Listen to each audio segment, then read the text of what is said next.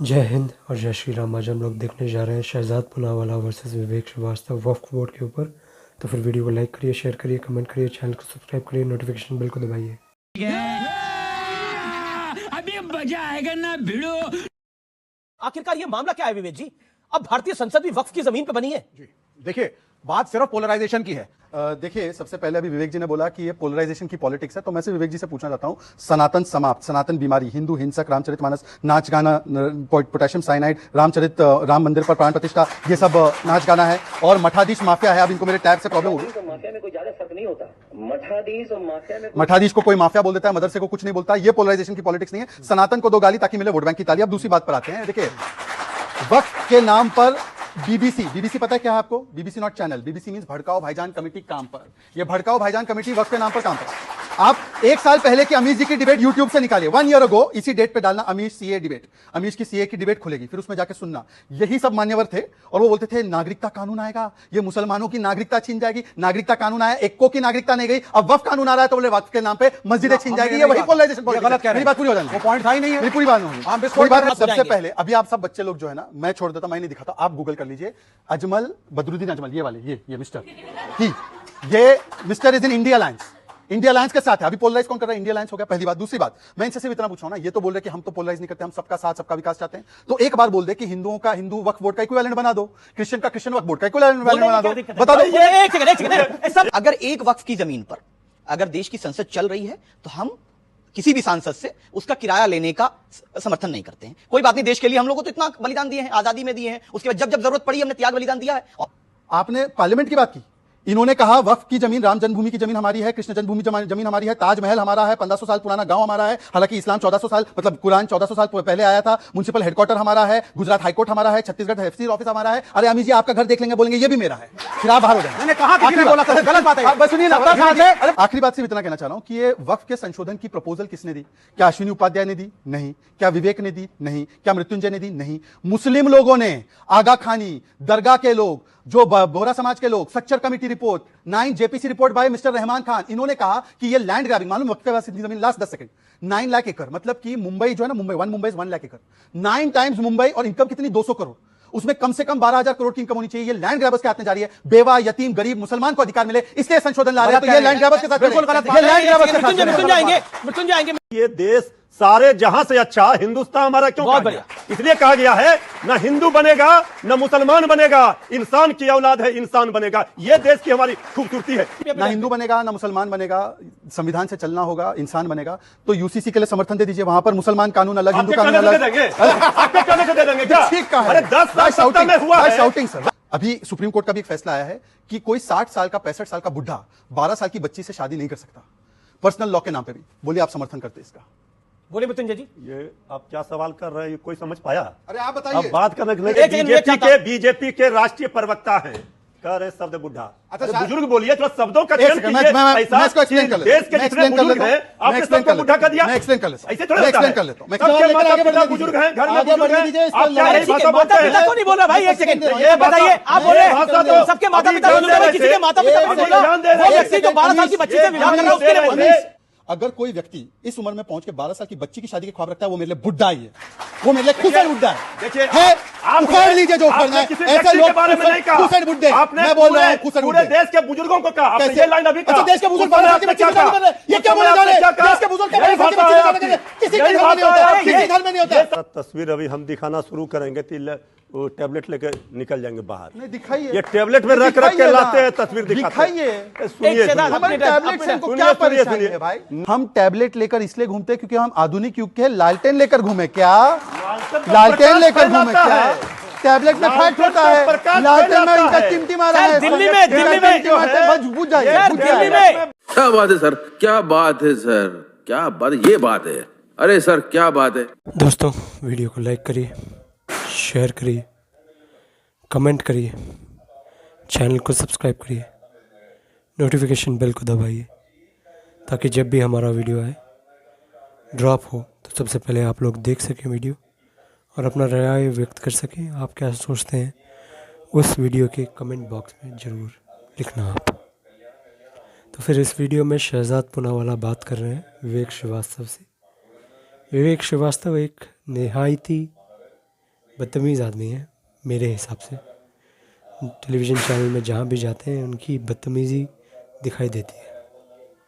और इस चैनल में भी इन्होंने बदतमीज़ी स्टार्टिंग में की कि हिंदू भटकता है, भटकाता है, ज़्यादा ही वायलेंट है, ज़्यादा ही एक पोलराइज्ड है। हिंदू को पोलराइज करने के लिए बीजेपी ऐसी कृत्य कर रहा है। ये विवेक श्रीवास्तव ने इस वीडियो के आरंभ में ही किया था। और शहजाद पूनावाला ने बोला कैसा पोलराइजेशन, कैसा ये तुष्टीकरण, कैसा ये पोलराइजेशन है जिससे हिंदू को ही गाली खानी पड़ती है। जैसे इंडिया अलायंस के जो मेंबर हैं mister Udhayanidhi Stalin DMK party के, उन्होंने बोला हिंदुइज़्म को पूरी तरह जड़ से उखाड़ के फेंक देना चाहिए। हिंदुइज़्म मलेरिया और डेंगू है, हिंदू बहुत वायलेंट होते हैं, ऐसे ऐसे कमेंट्स दिए। और इस वीडियो में बात कराया जा रहा है वक्फ बोर्ड के ऊपर, जो वक्फ बोर्ड अभी जेपीसी में है। और जेपीसी में ही जाके जो मुसलमान, जो कॉमन मुसलमान हैं बहुत सारे हैं, जो उससे भी उनको भी प्रॉब्लम है, क्योंकि ये उन लोगों का लैंड भी ग्रैब कर रहा है, ये बस हिंदुओं का नहीं कर रहा है। और ये बहुत ब्लेटेंटली कर रहा है। उधर तो मैंने ये भी न्यूज़ में पढ़ा है कि जो उधर एमपीज़ हैं उधर वो क्या बोलते हैं, इन लोगों को अटैक्स भी कर रहे हैं, उनको बोल रहा है, थ्रेट्स भी दे रहा है कि आप इसके ऊपर कुछ चेंज नहीं कर सकते, आप ये नहीं कर सकते। Once a Waqf always a Waqf, एक बार वफ है तो फिर हमेशा हमेशा के लिए वफ ही रहेगा। जैसे मिस्टर ओवैसी ने बोला था कि once a mosque always a mosque, एक बार मॉस्क था फिर वो हर ता क़यामत तक मॉस्क ही रहेगा वो। ये उनका एक स्टेटमेंट था हमारे राम जन्मभूमि के ऊपर।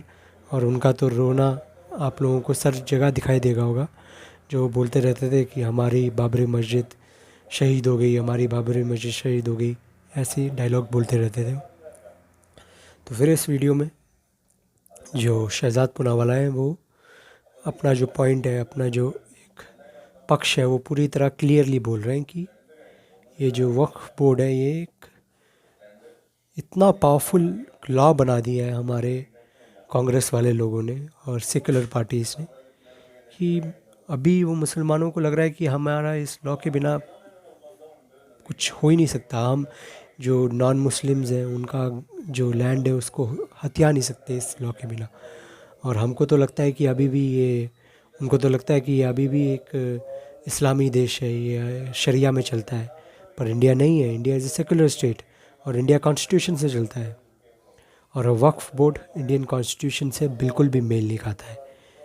ये किसी का भी लैंड आप अपना बोल दो और वो आपका लैंड हो जाता है, ऐसा कुछ लॉ, ये लॉ बिल्कुल अजीबोगरीब लॉ है। और ये लॉ के जो इधर अंदर जाके किसी हिंदू का लैंड इन लोगों ने ले भी लिया तो फिर उधर ही जाके आपको एडजुडिकेट करना पड़ता है, उधर ही आपको उनके मौलाना, उनके जो लोग हैं उनके साथ बैठ के ही बोलना पड़ता है कि मेरा लैंड है, आप हमको वापस दे दो, मैं आपको डीड वीड दूंगा। पर ये बोलेंगे कि हमको इतने साल पुराना आपका लैंड था, ये हमारे पास था।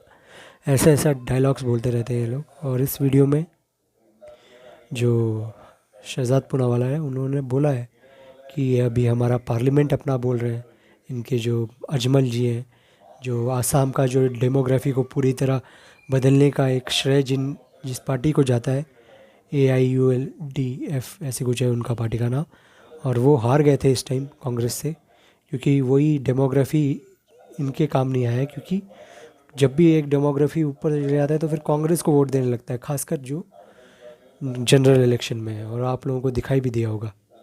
इसके कारण ही बीजेपी को ये जो एजेंडा था ये 24 इलेक्शन में, लोकसभा इलेक्शन से पहले बोल देना चाहिए था कि हम वक्फ बोर्ड का जो लॉ है उसको पूरी तरह खारिज कर देंगे, उसको एबॉलिश कर देंगे। वो ये नहीं बोलना चाहिए था कि उसको अमेंडमेंट करेंगे। अमेंडमेंट इसलिए करना पड़ रहा है क्योंकि बीजेपी के पास अभी पूर्ण बहुमत नहीं है, उनके पास 1/3 बहुमत नहीं है अकेले में।